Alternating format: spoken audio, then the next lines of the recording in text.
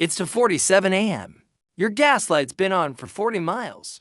The highway stretches black and endless ahead, and your phone says the next major city is 90 minutes away. Then you see it, an exit sign, glowing fast food logos, a Shell station, a Super 8. Relief floods your chest. But here's what your GPS won't tell you. Some of these exits aren't rest stops. They're hunting grounds.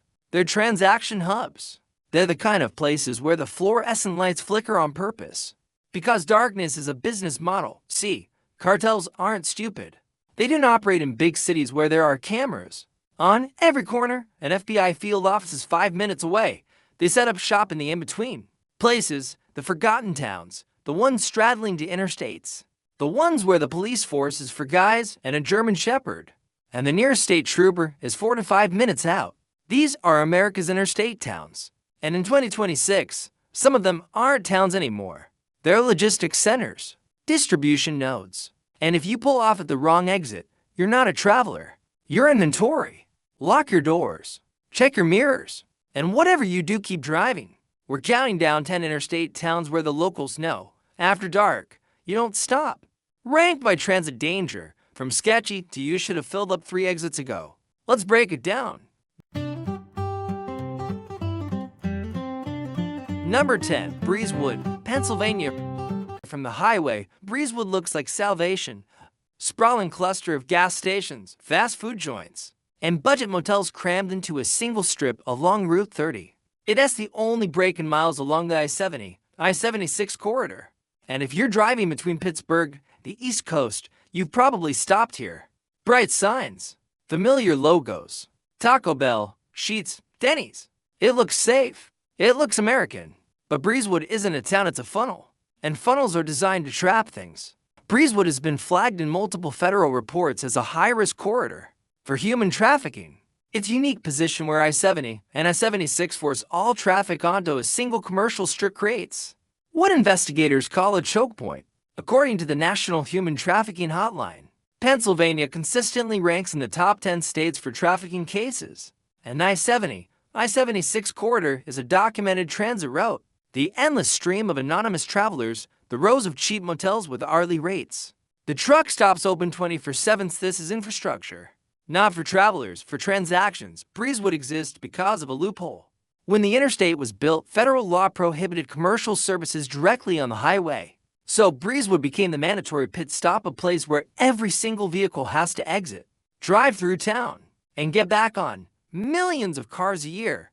Total anonymity. No one knows anyone. No one's watching. For traffickers moving product, human or otherwise, from the East Coast to the Midwest. This is the perfect waypoint. You're just another face at the Wendy's drive-thru. Pull into the wrong gas station after midnight in Breezewood and you'll notice the vibe shifts. The lot feels too empty, or too full of cars that aren't moving. Men linger near the air pumps, watching but not pumping. A woman sits in a parked sedan, staring straight ahead, not moving. The clerk behind the counter won't make eye contact. You swipe your card, you pump your gas. And the whole time you feel that crawling sensation on the back of your neck. Someone's counting plates. Someone's taking notes. You're not paranoid, you're just paying attention. A trucker on an online. And put it bluntly, I've been hauling freight for 19 years. Breezewood is the only place I lock my doors while I'm pumping gas. Something about that town feels staged, like a movie set for a crime that hasn't happened yet. Breezewood is almost no permanent residents. The town's entire economy is built on people passing through. There's no community. Watch, because there's no community. The motels that line the strip, many of them have been cited for code violations, operating without proper licenses, or failing to report suspicious activity. Local law enforcement is stretched thin, and federal attention comes in waves, usually after something terrible has already happened. The lighting is dim for a reason. The cameras don't always work. Number 9, Lumberton, North Carolina. Lumberton sits at the intersection of I-95 and I-74, a geographic sweet spot that should make it a thriving waypoint. From the highway, you see the usual suspects: Waffle House, McDonald's, a cluster of chain hotels.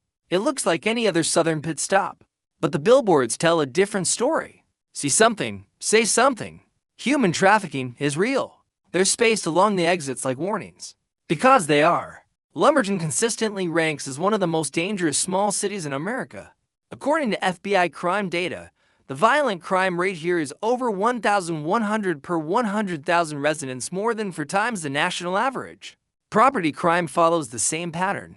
Robeson County, where Lumberton sits, has been identified by the D as a significant drug transit zone, with seizures of fentanyl, heroin, and methamphetamine spiking over the past decade. I-95 is the spine of the East Coast. Everything moves along it, legal and otherwise. Lumberton sits almost exactly halfway between New York and Miami, making it a natural rest point for long-haul operations. The intersection with I-74 opens routes west toward Charlotte and beyond.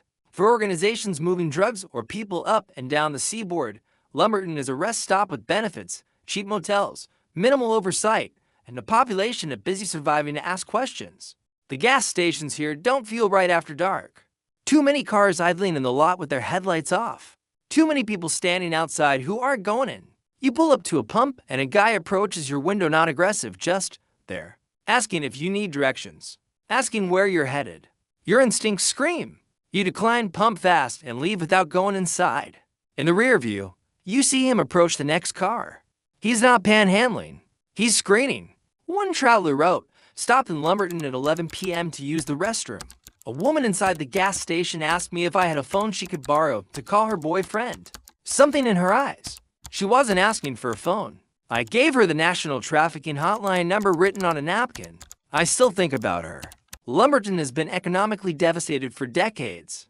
Hurricane Matthew in 2016 and Florence in 2018 flooded the town, wiping out homes and businesses that were never rebuilt. The infrastructure is crumbling. The police department is underfunded.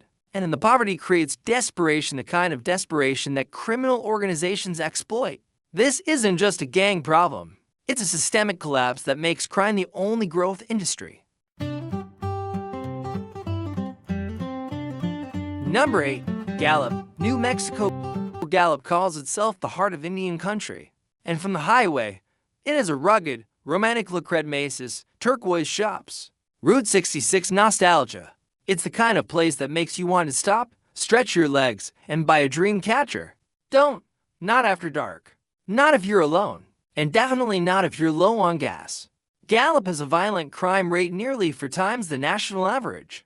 According to Neighborhood Scout data, your chances of being a victim of violent crime here are 1 in 62 compared to 1 in 127 nationally. Alcohol-related incidents dominate police reports, but increasingly, the town has become a waypoint for drug trafficking along the I-40 corridor. Meth, heroin, and fentanyl move through here from both the southern border and the northern distribution hubs. Gallup sits on I-40, the major east-west artery connecting Southern California to the rest of America. It's also surrounded by Navajo Nation land, vast, underfunded, and under-patrolled. This creates a jurisdictional nightmare. Crimes that occur on tribal land require federal response, which can take hours or days. Smugglers know this. They use the jurisdictional gaps like a maze. Gallup is the last major town before hundreds of miles of open desert in either direction. If you're moving product and need to refuel, rest, or switch vehicles, this is where you do it. The parking lots here feel like waiting rooms. Men clustered near dumpsters passing bottles. Cars that don't leave. A gas station attendant who watches you a little too closely, talking into a phone the moment you pull in. You fill up fast, don't make eye contact, and notice someone taking a picture of your license plate as you pull away. The next exit is 4 to 5 minutes. You don't stop for anything. One long-haul trucker posted, "Gallup is beautiful during the day. Wouldn't stop there at night if you paid me double." I've seen things in those truck stop lots that I still can't explain to my wife. Gallup's struggles are generational. Poverty, addiction, and neglect have hollowed out a town that could be thriving. The Navajo Nation, despite its cultural richness, has been systematically under-resourced by federal and state governments. Cell service is spotty. Emergency response times are measured in hours, not minutes. And the town's position as a transit hub means the criminal element isn't local, it's just passing through, leaving damage in its wake. Number 7. Stockton, California. Stockton used to be known as the asparagus capital of the world. Now it's known for foreclosures, gang activity, a municipal bankruptcy that left the city's infrastructure in shambles. From I-5, you see the port cranes, the sprawling warehouses, and the kind of industrial decay that screams turn around. But you need gas, and Stockton has gas stations. What it also has is one of the most entrenched gang networks in California. Stockton consistently ranks among the most dangerous cities in America. The violent crime rate is roughly 1,400 per 100,000 residents. More than 5 times the national average. Gang membership is estimated in the thousands, with documented sets of Nortegos, Sarajevo's, Crips, Bloods, and various local cliques operating within the city. 1 to 5 runs straight through Stockton, connecting the Mexican border to Seattle. The Port of Stockton provides direct shipping access from international waters, and the city's proximity to the Bay Area and Sacramento makes it an ideal staging ground for moving product into major metropolitan markets. Gangs here aren't just local, they're connected to larger cartel networks that use Stockton as the logistics hub. You pull off I-5 because you haven't seen a gas station in 30 miles. The one you find has iron bars on the windows. A group of young men stand near the air pump, not using it. They're watching the road, watching you. Inside, the clerk is behind bulletproof glass. You pay cash because something tells you not to use your card here. As you pump, a lowrider pulls in, circles once, and parks facing the exit. You don't finish filling. You hang up the nozzle early and leave. A delivery driver wrote, "I work for a major shipping company. We have a list of hot zones where we're not supposed to stop unless absolutely necessary." Stockton is on that list. We're told to call ahead, leave packages at distribution centers, and never ever make deliveries alone after dark. Stockton's problems didn't happen overnight. Decades of economic decline, the 2008 housing crash, and municipal mismanagement left the city bankrupt and broken. The police department has been understaffed for years. Response times lag. And the gangs have become part of the economic ecosystem, offering protection, employment, and identity in a city that offers few alternatives. Number 6. Sikeston, Missouri. Sikeston looks like small-town America. The kind of place where you'd expect to find antique shops, a diner with good pie, and locals who wave from their porches. And on the surface, that's exactly what it is. But Sikeston has a secret. It sits on I-55, directly between St. Louis and Memphis, and the gangs from both cities have noticed.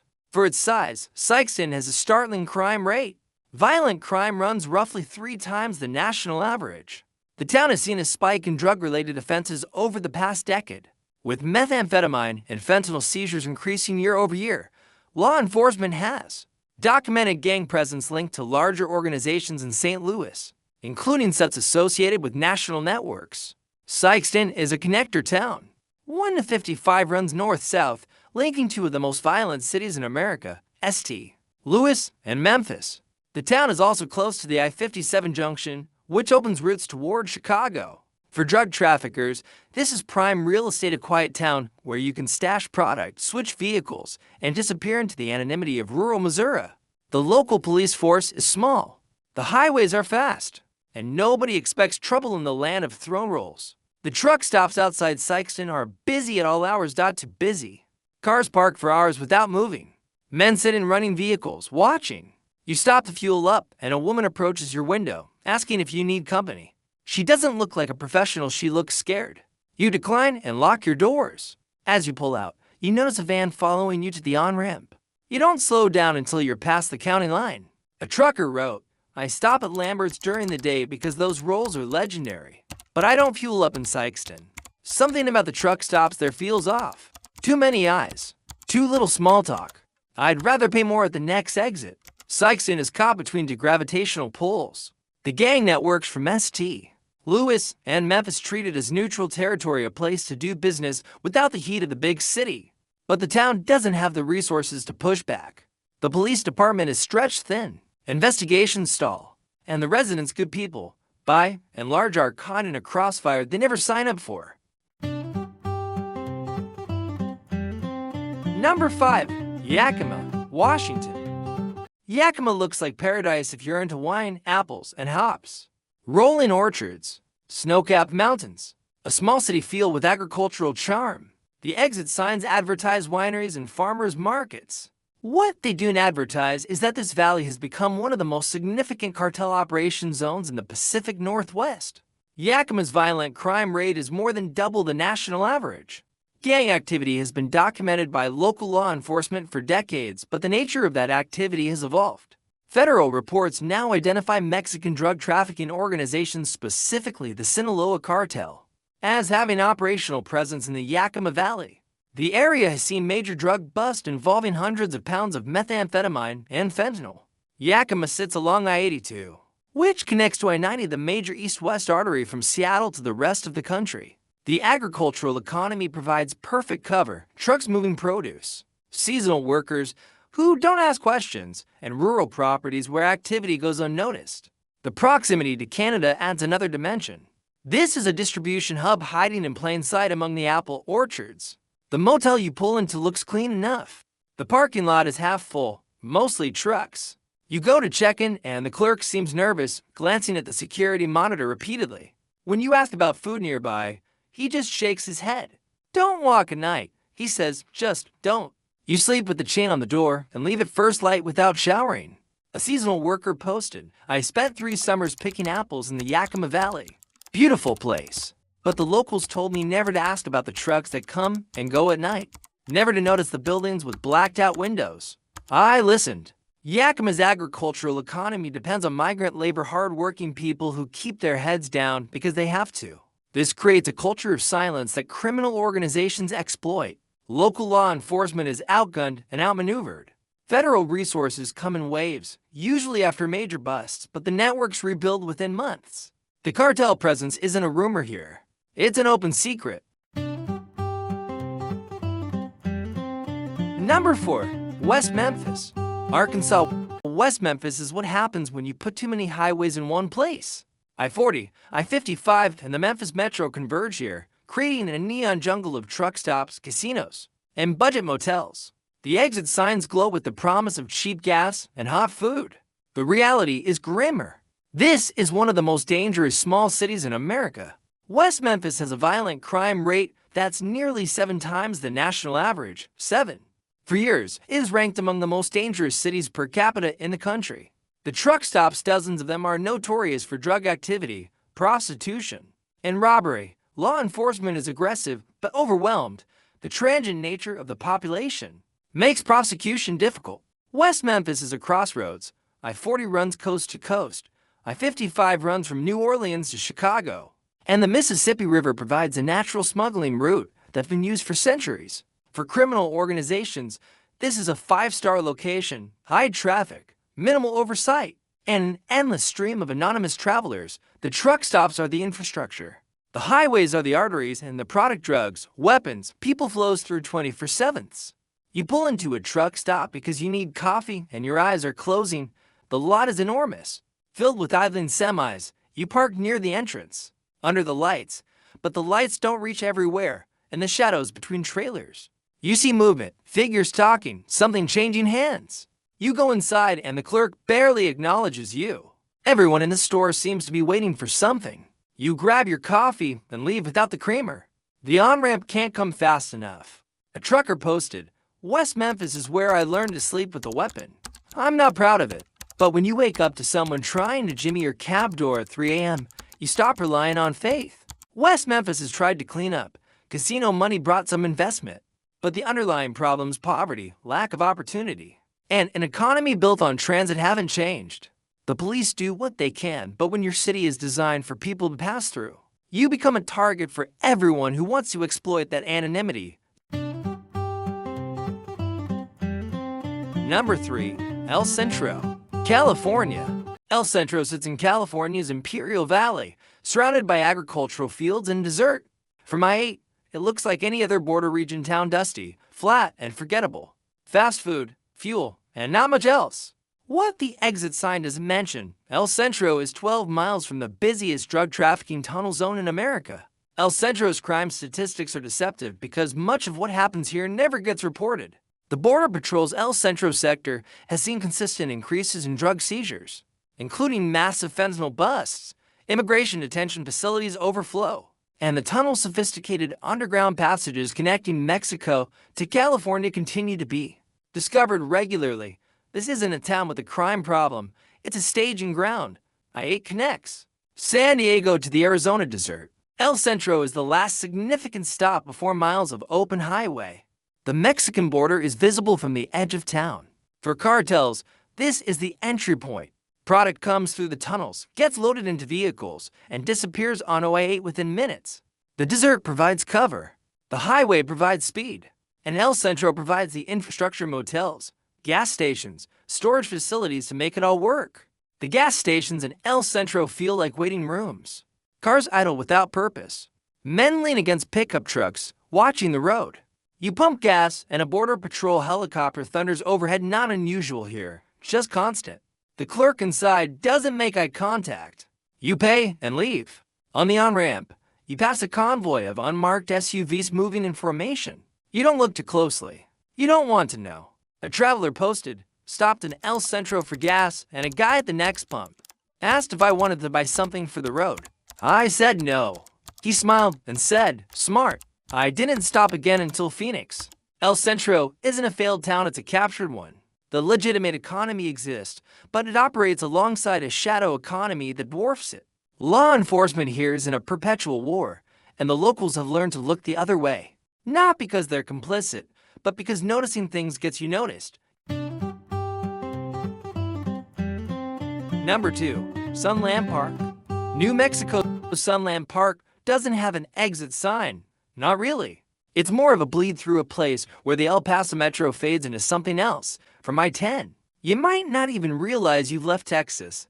The city limits sign is the only indication you've crossed into New Mexico. What you've also crossed into, the operational shadow of Ciudad Juarez, one of the most violent cities on Earth. Sunland Park is small, around 18,000 people, but its position makes statistics almost irrelevant.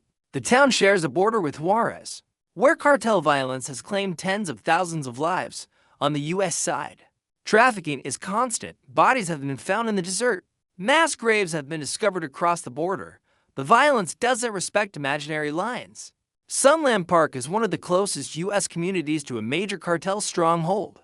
Juarez is home to the Juarez cartel, the Sinaloa cartel, and various splinter groups that fight for control of smuggling routes. When product crosses the border, Sunland Park is often the first stop. From there, it hits I-10 and spreads east and west across the entire southern United States. This town isn't on the border, it is the border. You pull off I-10 because you're almost out of gas. The station is small, poorly lit. The attendant sits in a booth behind glass, not greeting you. Cars you don't recognize idle in the shadows. You hear what might be gunfire in the distance or fireworks. You can't tell. You pump fast, don't go inside, and merge back onto I-10 before you've even closed your gas cap. The exit was a mistake. You know it instantly. A Border Patrol agent posted anonymously, I can't say much. But if you're a tourist and you stop in Sunland Park after dark, you're advertising that you don't understand where you are. Just keep driving. Philip in Las Cruces. Sunland Park exists in a gray zone. It's America on paper, but the reality is more complicated. Cartel influence doesn't end at the border, it bleeds across through family connections, economic dependencies, and simple geography. Local law enforcement does what it can, but when you're next door to a city where journalists get beheaded for asking questions, doing what you can has limits. Number 1. Tucson, Arizona South Side. Interstate areas. Tucson looks like salvation after miles of sauna and desert. The skyline emerges from the heat shimmer, and the exit signs promise civilization: hotels, restaurants, gas. You breathe a sigh of relief. But if you pull off on the south side of Tucson, near the I-10 and I-19 interchange, you've just entered the single busiest drug trafficking corridor in the United States. Welcome to the Fentanyl Highway. Tucson's south side is ground zero for America's synthetic drug epidemic. The D is documented that the vast majority of fentanyl entering the United States crosses through Arizona, with the Tucson sector being the primary corridor. Drug seizures here are measured in tons. High-speed chases are weekly occurrences. Stash houses are discovered and raided constantly. The crime rate in these areas reflects the reality. Violent crime runs roughly double the national average, and drug-related offenses are pervasive. Geography is destiny. Tucson sits 16 miles north of Nogales, the busiest port of entry on the Arizona-Mexico border. I-19 runs straight from Nogales to Tucson, and I-10 then connects to Phoenix, Los Angeles, and the rest of America. For cartels, primarily Sinaloa, this is the superhighway. Product comes through Nogales, stages in South Tucson, and disperses along I-10 in both directions. The logistics are professional. The volume is staggering. You pull off I-10 onto a South Tucson exit because your gas light has been on for too long. The station you find is open, but barely lit. A security guard stands outside, not unusual in itself, but he's not watching the store. He's watching the street. You pump fast, and a car pulls him behind you. It doesn't approach the pumps. It just waits, engine running. You don't go inside. You don't make eye contact. You finish and leave. In your rear view, the car pulls out behind you. It follows you to the on-ramp, then peels off. You don't know what just happened. You don't want to. A resident of Tucson posted, "I grew up on the south side. Good people live there, and I'm not going to trash my neighborhood. But I'll tell you what my dad told me when I started driving. Don't stop for anything between sunset and sunrise. Keep your doors locked. Keep moving." That's not paranoia. That's experience. Tucson's south side isn't a war zone in the traditional sense. Families live there. Businesses operate. Kids go to school. But the drug trade has embedded itself into the fabric of the area in ways that are almost impossible to untangle. Stash houses blend into neighborhoods. Smuggling vehicles look like any other car. And the cartels have learned that. Violence is bad for business, better to move product quietly than attract attention. But when something goes wrong, a deal gone bad, a territorial dispute, a competitor encroaching, the violence is sudden and brutal. High-speed pursuits end in crashes that kill innocent bystanders. Home invasions target the wrong house. And the flow of fentanyl continues, poisoning communities across America that will never see Tucson on a map. This isn't just a crime corridor. It's the main artery of America's overdose crisis. And every vehicle that passes through knowingly or not as part of that flow, 10 exits, 10 warnings, 10 towns where the gas station lights are dim for a reason. Look, I'm not telling you that every person in these places is a criminal. I'm not telling you that you'll definitely have a problem if you stop. But I am telling you that risk is real. And these corridors have earned their reputations. The interstate was built to move America, but it also moves things America doesn't want to see. And when you stop at the wrong exit, when you ignore the feeling in your gut, the hairs on your neck, the voice that says keep driving, you race stepping into a world that has no interest in your vacation photos or your gas budget. Check your tank before you leave. Plan your stops. And if you find yourself on fumes at 2 a.m. in one of these towns, ask yourself one question. Is this really worth the risk? Lock your doors, trust your instincts, and keep driving. I'll see you in the next one.